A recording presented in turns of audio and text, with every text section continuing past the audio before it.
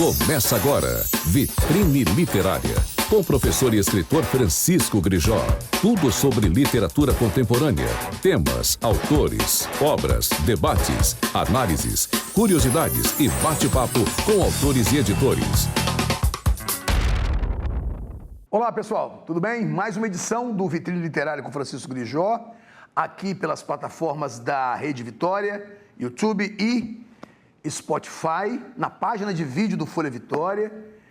Como vocês sabem, o Vitrine Literária com Francisco Grijó, ele versa basicamente sobre literatura, mas não somente sobre a literatura propriamente dita, mas o que é literatura, com quem e com o que a literatura se conecta, né? Ao mesmo tempo que a gente fala com poetas, produtores, editores, contistas, romancistas, falamos também com professores, com bibliotecários, com editores. Hoje, mais uma mulher, né? Nas últimas edições, nós tivemos mulheres. Hoje nós temos mais uma mulher com quem nós vamos conversar, um privilégio para mim. Foi minha colega que trabalhou comigo e é uma professora. Hoje não trabalha diretamente com alunos, mas tem uma ligação forte com a literatura, está se aventurando a escrever contos e, possivelmente, nós vamos ter o privilégio de ter contato com algum livro que ela vá publicar. Eu tenho aqui ao meu lado a Ana Cláudia Araújo. A Ana é professora de literatura, a Ana trabalhou com ensino fundamental, com ensino médio, hoje trabalha com jovens adultos, né? E com um dado interessantíssimo, a Ana está fazendo literatura também. Então, eu primeiro agradeço a Ana por ela estar aqui e já trago para ela uma discussão importante. Primeiro, obrigado. Valeu, Ana, por você ter aceitado o convite. Eu sei que você é ocupadíssima, mas aceitou, que bom. E a primeira pergunta, eu acho que é uma pergunta, é uma demanda que eu não sei responder, né? Eu não sei responder, embora eu esteja envolvido com isso. Que é a seguinte: eu li o conto que você escreveu, um conto que me lembrou muito Juan Rulfo, me lembrou muito a ideia do sobrenatural, mas, ao mesmo tempo, eu fiquei pensando, você é uma professora, então você tem um domínio da língua e um domínio da linguagem. Eu quero saber de você, até onde ter esse domínio da linguagem atrapalha o fazer literário? Olha, no meu caso, eu acho que atrapalha muito. Primeiro, assim, porque eu tenho o lado da leitura, né? Eu leio muito, então eu sempre que me aventuro a escrever, eu idealizo, eu quero imitar os grandes, né? E eu sou muito autocrítica, então eu às vezes até sou autocrítica demais, peso demais a mão comigo mesma. Então, talvez até por isso, eu acho que eu ainda não tenha me aventurado de fato como uma escritora que publica, né, que organiza tudo ali, porque eu acho que o fato de estar desse outro lado, eu faço revisão textual também, né, dou muito pitaco para outras pessoas, e aí comigo mesma, eu sempre falei isso, eu acho que o curso de letras me impediu de ser uma escritora. Eu não consigo porque eu fico muito exigente. Uma vez, eu acho que eu já contei essa história aqui no Vitrine Literária. No começo dos anos 80 houve uma mesa redonda, houve um congresso de literatura, não sei, não me lembro muito bem, do qual eu participei. E havia um grande escritor na mesa, chamado Debson Jorge Afonso, que escreveu apenas um livro. Interessante isso. E o Debson falou uma coisa interessante. Ele disse assim: os piores escritores que eu conheci, palavras dele, eram escritores que vinham do curso de letras, né? Essa ideia, então você corrobora essa ideia de que o curso de letras é capaz de limitar a criação. Sim, eu não vou dizer que os piores, né, escritores, não, jamais ousaria dizer isso, até porque já li excelentes escritores formados em letras. Mas, no meu caso, eu acho que atrapalha um pouco, sim. Eu me lembro que você, na escola em que eu trabalhei e trabalho ainda, você trabalhou com ensino fundamental. Sim. Antes da gente falar sobre a sua literatura, vamos falar sobre a literatura dos outros e como você veiculou essa literatura para a meninada.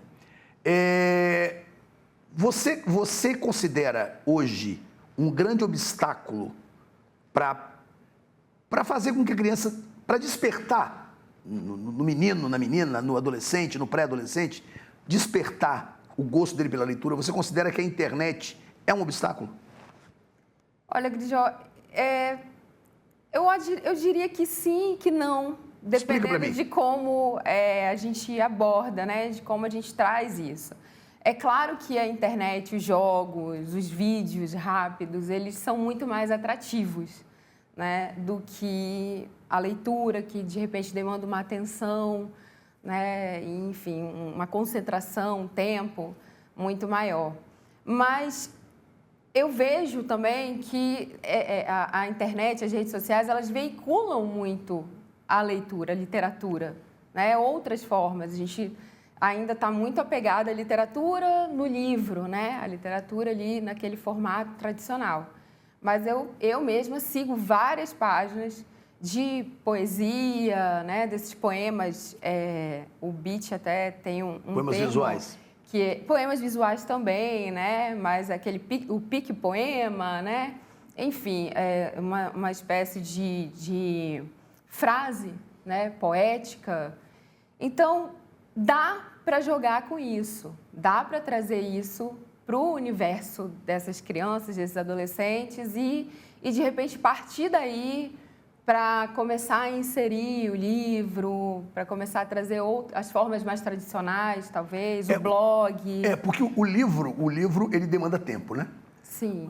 O consumo do livro demanda tempo, coisa que o adolescente e o jovem não querem dispor de tanto tempo diante de um mecanismo ou diante de um veículo. Despertar a leitura, né? Nessa segunda, você tem filhos, né? Eu imagino que seja uma batalha diária, como é a minha também. Mas despertar no jovem adulto e na criança, o processo de despertar, a forma como chegar a essas figuras é diferente? Do jovem adulto, né? E da criança? Eu acho que sim, é diferente. Acredito que o jovem adulto ainda é mais aberto, né? O jovem mais velho, talvez, né? Não o jovem adolescente. Talvez seja mais aberto. Mas eu acredito que eu uso estratégias muito semelhantes, que é o de ler, de simplesmente ler. Com as crianças, né? Eu fazia muito isso. Sempre gostei de tirar um tempo do planejamento para fazer roda de leitura e ler junto. Recentemente eu fiz uma conversa com uma turma de EJA, numa escola municipal, e a gente era para conversar sobre o Dia das Mulheres. E o que eu fiz com eles e com elas foi simplesmente ler. Eu levei contos e poemas e ali a gente fez uma roda. E eu falei, vamos ler aqui e ver como que as mulheres aparecem nessas histórias. Se são parecidas com as mulheres que a gente conhece, né, com nós mesmas. Mas a voz que eles ouviam era sempre a sua? Era você que lia e eles ouviam? Ou eles liam também? Não, nessa ocasião específica eu li e eles ouviam e depois a gente comentava, a voz deles aparecia no compartilhamento. Então, durante a leitura, a entonação era sua. Sim, né? Sim. A forma de ler é sua. Então, eles absorveram o conteúdo e a forma. Sim, né? sim.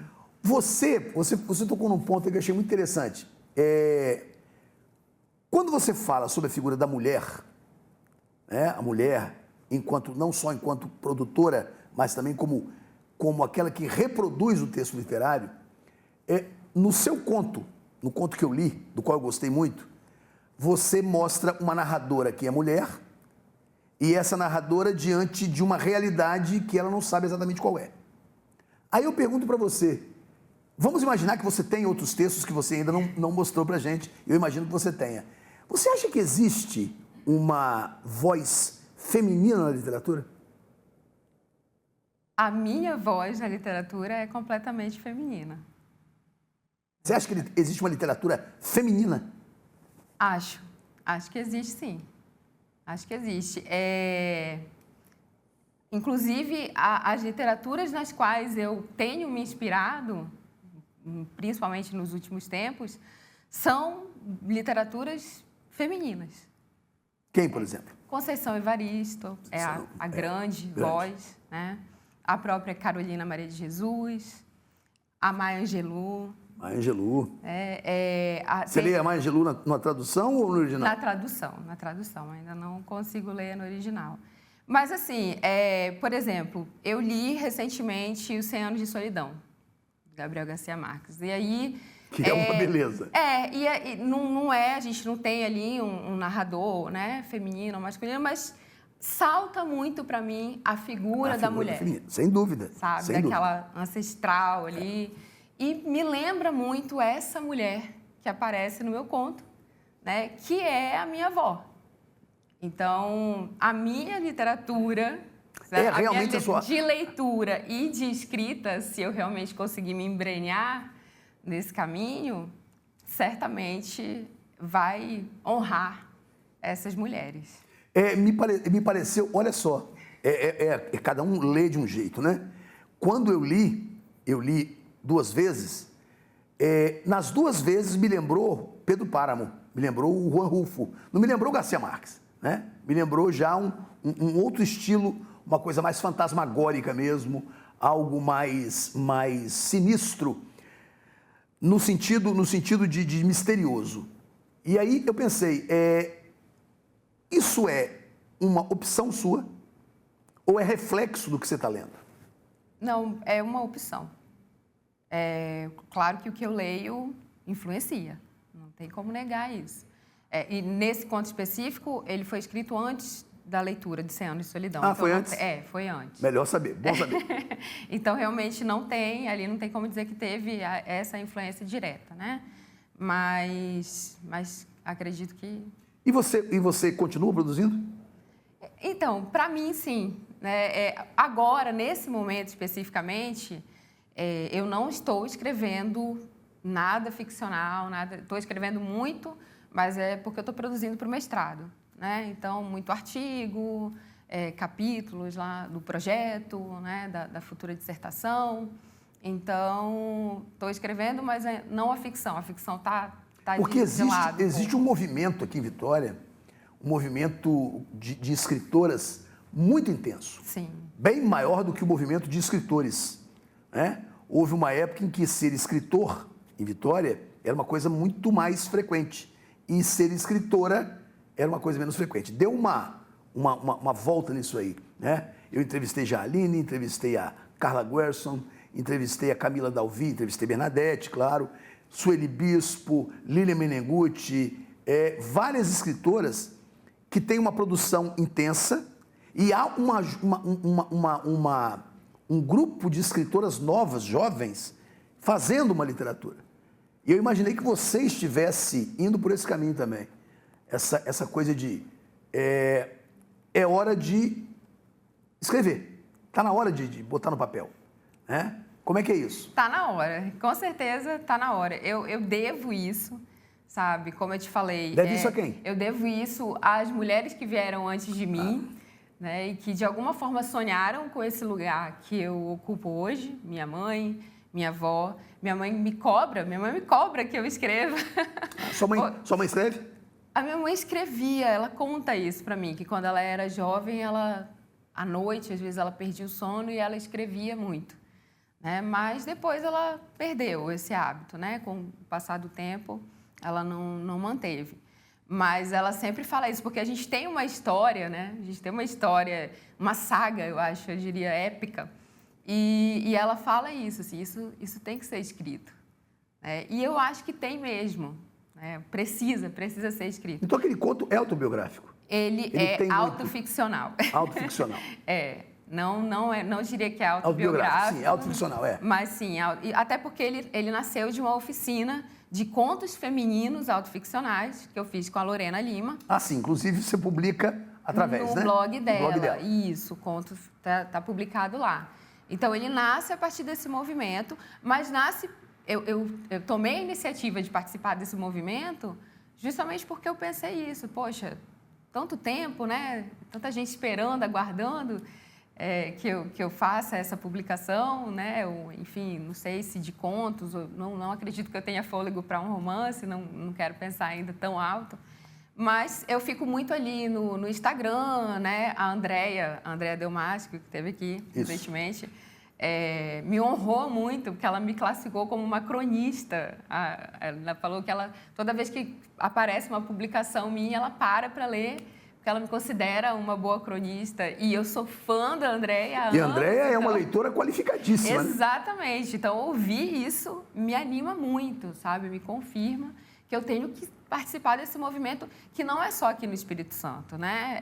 É um movimento a nível Brasil, eu diria, que durante muito tempo esse lugar do escritor, né, foi ocupado por homens, majoritariamente, né? As mulheres eram exceções.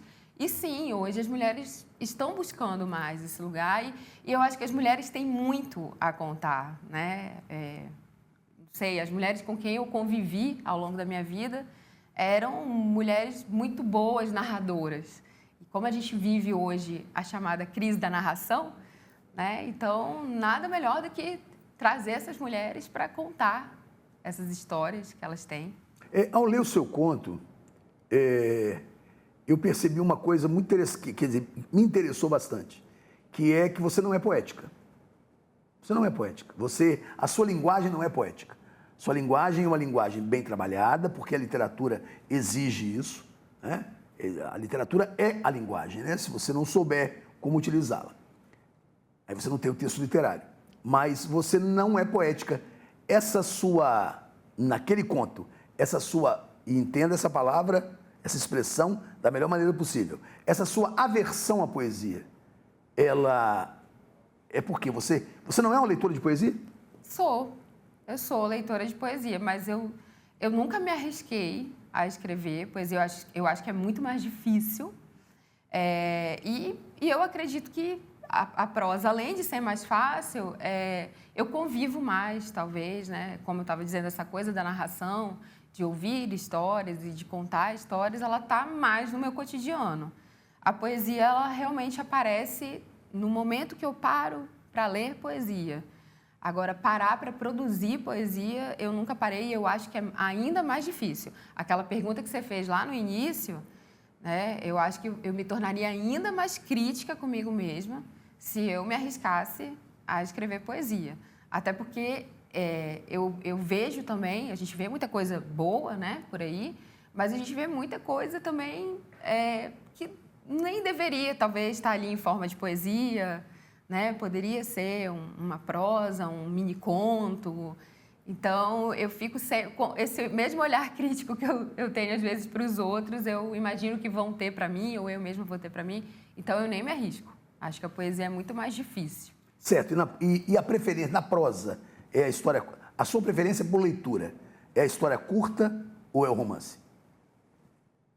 Grijó, eu gosto mais de romance. Eu confesso para você que eu queria ter mais tempo. Tá lá o livro 2, a continuação lá. O Joker Poker. E ainda não consegui parar para ler, mas eu gosto mais do romance. Eu sou mais fã de romance. E quando você trabalhou com o adolescente, basicamente adolescente, a preferência dele é sempre por histórias, né? O adolescente sempre prefere histórias. Mas... E no trabalho que você está fazendo atualmente? O trabalho atual não é um trabalho com adolescentes. Não. Né? Fala desse seu trabalho novo e qual é o papel da literatura nele. Então, o meu trabalho hoje é com a educação de jovens e adultos, mas não em sala de aula.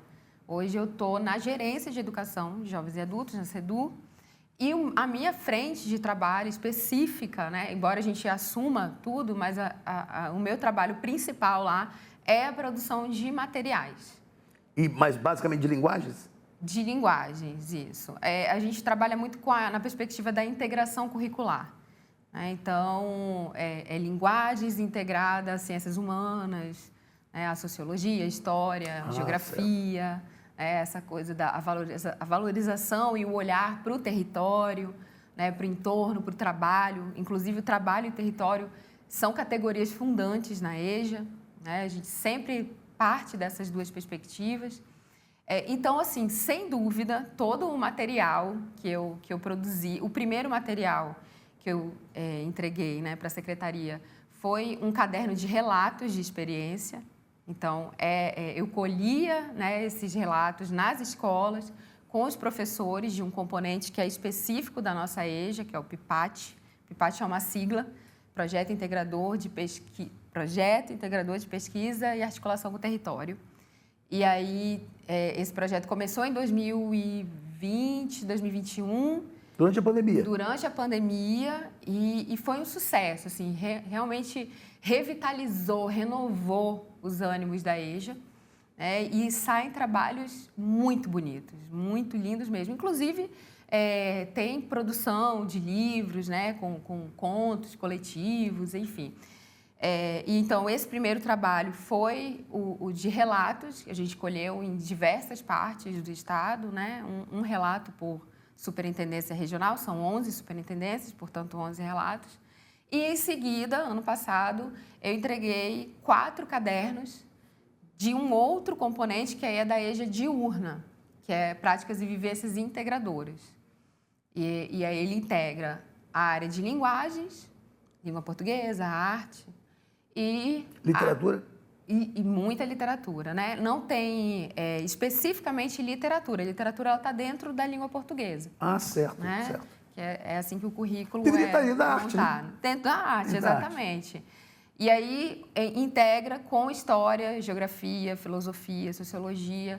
Então, o caminho que eu encontrei para produzir, né? Quem acessar esses cadernos vai ver ali que é totalmente baseado na literatura. A literatura ela é o coração desse material. E como é a resposta do jovem adulto, né, que ficou um tempo sem estudar e que agora está tentando retornar, ainda bem? Qual é a resposta dele à literatura especificamente? Eu acredito que é muito boa. Eu sempre achei, Grijó, que a literatura ela é uma porta, sabe? É fácil de abrir. E quando a gente começa abrindo essa porta, a gente encanta, né? Recentemente eu estou lendo Vygotsky, por causa do mestrado, e tem uma passagem lá de Vygotsky que ele fala isso, da importância da emoção para o aprendizado, para a educação. Então, eu acho que é isso, assim, a literatura ela abre essa porta da emoção e, com isso, a gente conquista a atenção, o interesse em aprender, sabe? Certo. E a acessibilidade. Eu acho que funciona muito para todas as idades. E o jovem adulto ele já tem um repertório, uma vivência, né? Então, de repente, a leitura dele se torna ainda mais rica. A gente consegue explorar, a gente consegue discutir ali, né? Trazer até os elementos ele tem mais vida. Maturidade, né? Isso, exatamente. Então, essa maturidade, né? Esse repertório que ele traz para a escola é muito bem aproveitado também pela literatura. Essa maturidade implica maior interesse também? Acredito que implica. Embora o público da EJA hoje ele é muito diverso. A gente tem pessoas de 15 anos na EJA, no ensino fundamental, né, de 18, né, inclusive um dado que é muito preocupante, que eu fiquei sabendo num dos programas que a gente está participando agora, via MEC, é que a maioria dos analfabetos que a gente tem no Brasil hoje tem entre 19 e 39 anos. Caramba! Então, são pessoas muito novas, né, muito jovens, se a gente for parar para pensar. E aí, a gente tem todo tipo de... Tem aqueles que são mais interessados, que de repente já tomaram uma consciência de que realmente precisam estudar, né, para conseguir oportunidades melhores. E tem aqueles que ainda estão muito jovens, né? ainda não adquiriram esse nível de maturidade, né? Ainda leva muito Você tá aí na para ajudar. Brincadeira, isso aí. E aí vai... Ótimo, ótimo. Ana, muito obrigado. O tempo é curto mesmo. Muito obrigado. Acho que foi um papo esclarecedor. Acho que todos vocês vão curtir muito esse bate-papo aqui com Ana Araújo, que é professora de literatura e é também escritora, que publicou pouco, mas que publicará mais em breve. Ana, muito obrigado por ter participado. Você, valeu. querido. Pessoal, semana que vem a gente se encontra de novo aqui no Vitrine Literária com Francisco Grijó, nas plataformas da Rede Vitória. Beleza? Um grande abraço a todos. Você ouviu Vitrine Literária, com o professor e escritor Francisco Grijó. Tudo sobre literatura contemporânea, temas, autores, obras, debates, análises, curiosidades e bate-papo com autores e editores.